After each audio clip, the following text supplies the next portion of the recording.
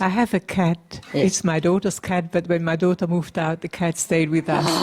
And this cat, she's a good cat. Yes. She even eats vegetarian food. Yes, yes. But she does kill birds and mice, and I just can't stand it. She kills mice. Oh, Yeah, God. I can't stand it anymore. What can I do to make her stop doing that? You have to, okay, you get the guy, you know, the dog's whisperer. Find a cat whisperer. I showed you the film the other day about the dog whisperer, didn't it? Cesar Millan? Yeah, something like that. Okay, in your country, or in your next country, there must be a cat whisperer somewhere. Or maybe the dog whisperer can talk to the cat as well. Yeah. Sometimes they can do it by proxy, you know, a telephone. So they don't have to come to you, you don't have to come to them. All you have to do is tell them the cat's name. Name is their passport. Yeah, even though there are many name Goody, many name Happy, but that Happy is not the other Happy. They know it. And the telepathic animal communicator will be able to work out with that name. Of course, you give as many information as possible, how old, you know, where you live, etc. Whatever they ask, you give the information. They can do it through distance because it's telepathy. Yeah. It doesn't have to be physically present. But of course, for those like the Chihuahua that we have seen, that he has to be there. You see? The physical presence, because there was physical things. Yes. Cats and mice, they do have their thing together. Huh? They do have their karma together. That's why sometimes, you know, before the cat eat the mice, she play with him for a while. Not because she's cruel, she just want to calm him down first and ask him, you sure? You sure it's going to be okay now? Yes. That's the reason. They do. Any animals in the wild, for example, a lion, if he wants to eat an antelope, he asks him first. Mostly eat the weak and feeble one, you know, and the strong one, they have to survive, can survive. It's just the natural way of eliminating the weak. Make sure the survival of the strong and the protection of the excellent gene of all species. But it doesn't have to be like that anymore. If everybody become vegetarian, then the lamb will lay down at the side of the lion, just like the Bible said. Just because we, as humans, project too many violent energy out in there, out into the field, everywhere. So that's why nature responds, you see? This violent energy has to be digested, has to be diluted somehow. Therefore, lions, you see, has to neutralize that by being violent. Understand? They take it upon themselves and then work it out. Understand? And that's why weather is bad. That's why there are tornadoes, hurricane, tsunami, etc., etc. It's all we made it. We can't blame any nature for it. Nature has to work out whatever we project into the ether, into the emptiness. Nothing gone lost. It has to be neutralized in some form or another. Understand me? Yes. So we as humans, the crown of the creation, has to take lead, has to be virtuous, has to be good. Then the whole world will be good. That's why in heaven, it's a heaven. Nobody kill nobody. No animals eat animals. If any of you already gone there, during your meditation, you saw it's all peace and love. Nobody get mad at anybody. Nothing haphazard. Nothing unpleasant happen. Because there's no such energy there. It's all screened out already. It's all selected. The people who go to heaven are all selected. See? They have same level of peaceful energy. They project only peaceful and loving energy. So their surrounding is always peaceful surrounding. Peaceful and loving energy. Understand that? Yes. It's an abstract concept, but does it make sense to you? And hell, if any of you had a fortune to visit during your meditation, you also know already. It's chaotic, yeah? It's suffering, it's panicky, it's very, very intense suffering, yes? At different degrees. Because the people there are screened off to go there. They have similar negative energy, understand? Due to the things that they did during their physical lifetime. Whatever we do, we carry it with us.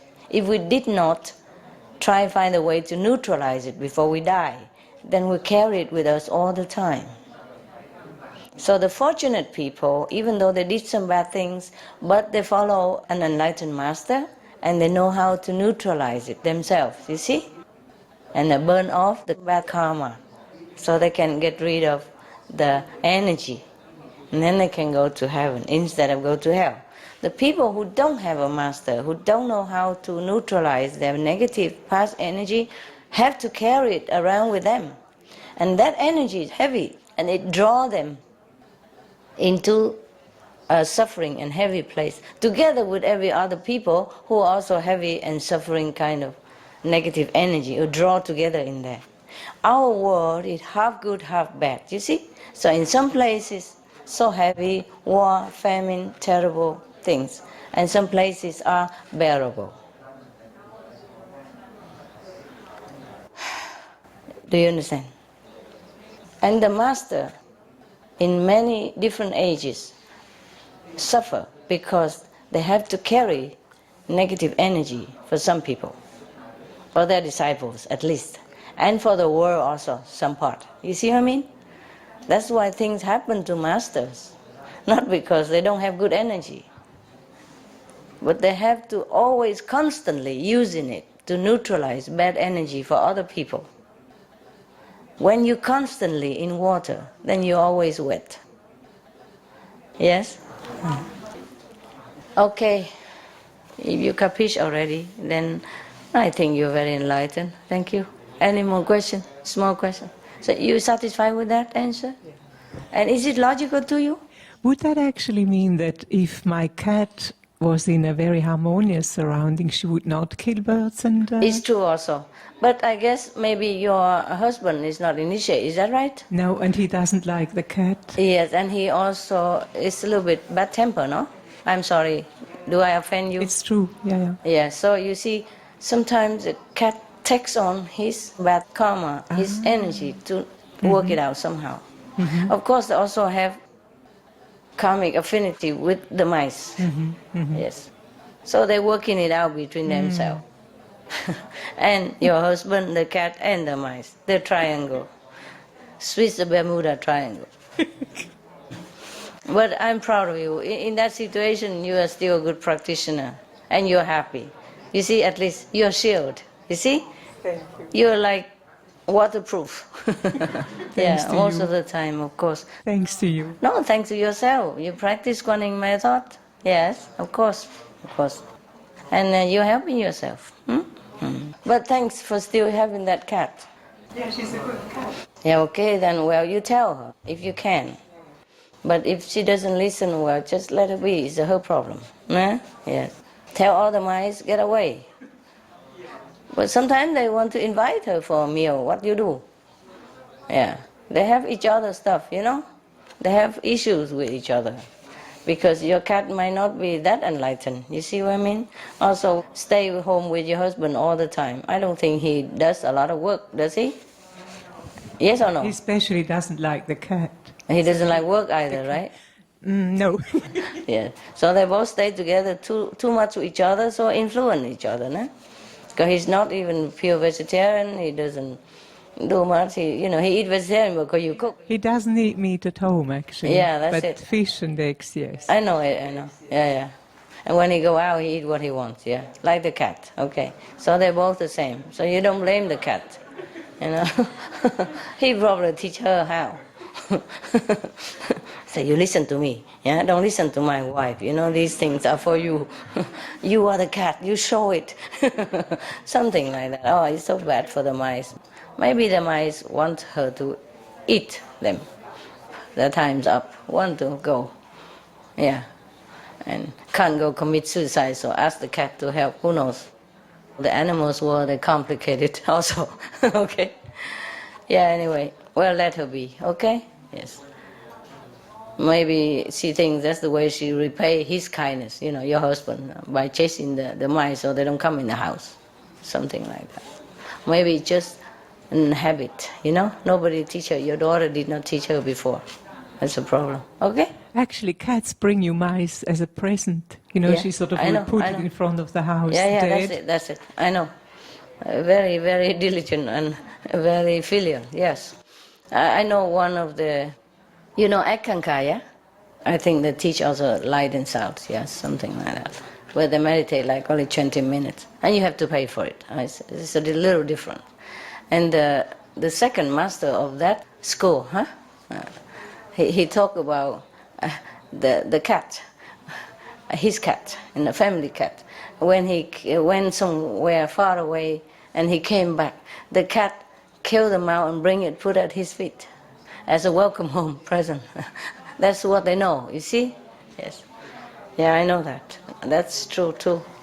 Well, they do their stuff as their own level. You can reason with her, talk to her, but you're busy working all day and your husband has more influence. Well, this is a problem. They're okay with each other, I guess when he died, the cat come with him too. In their world. And you go your world. I'll let them be. You can talk to her, she listen, but you have to be all the time on her, otherwise she forgets. Yeah, okay.